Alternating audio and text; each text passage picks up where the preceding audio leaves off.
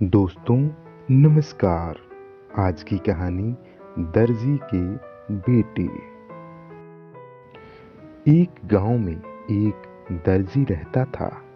उसने एक बकरी पाली हुई थी।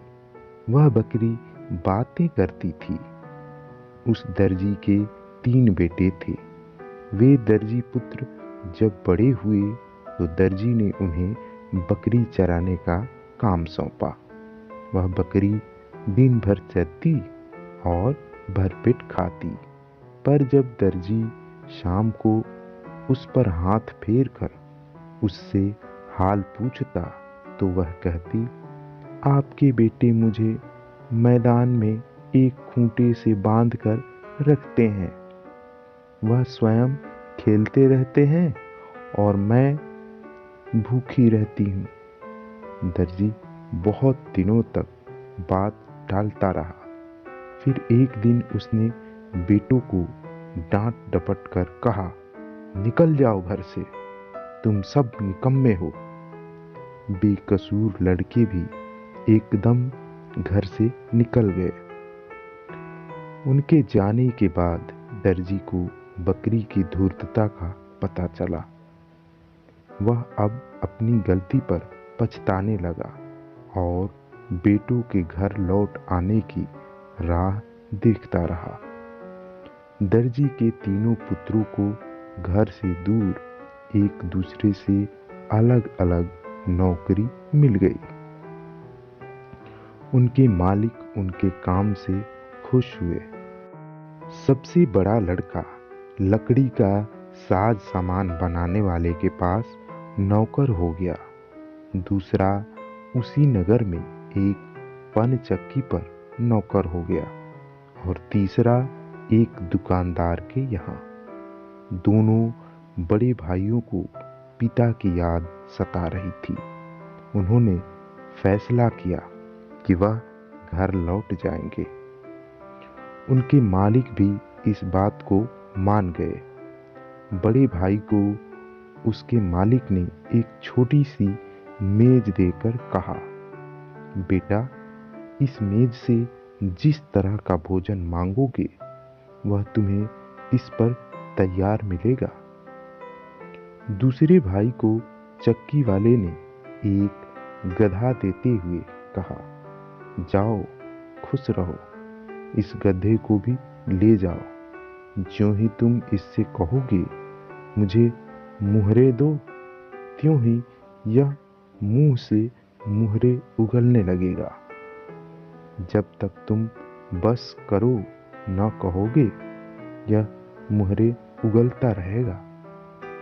दोनों भाई अपने अपने उपहार लेकर घर की ओर चल दिए। वे सायंकाल के समय एक गांव में पहुंचे। वे रात भर आराम करने के लिए एक सराय में ठहरे। सराय वाला दुष्ट था।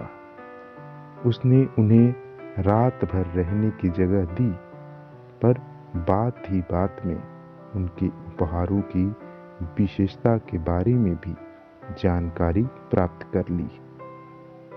जब उसे मेज और गधे के गुणों का पता लगा तो उसने उन्हें हथियाने की बात सोची। वे दोनों भाई जब सोकर खर्राटे भर रहे थे तब उस दुष्ट ने मेज के बदले हूबहू वैसी ही मेज रख दी और गधा भी उसी शक्ल का खूंटे से बांध दिया। सुबह वे दोनों भाई उन नकली चीजों को लेकर चल दिए। घर पहुंचे तो उसका पिता बहुत खुश हो गया। उसने गधे और मेज की करामात सुनी तो और भी प्रसन्न हो गया। परंतु दोनों भाइयों ने अपने अपने उपहार की परख और प्रदर्शन करना चाहा तो हैरान हो गए। उनका बाप यह देख बड़ा नाराज हो गया। वह समझा कि बेटे मुझसे धोखा कर रहे हैं।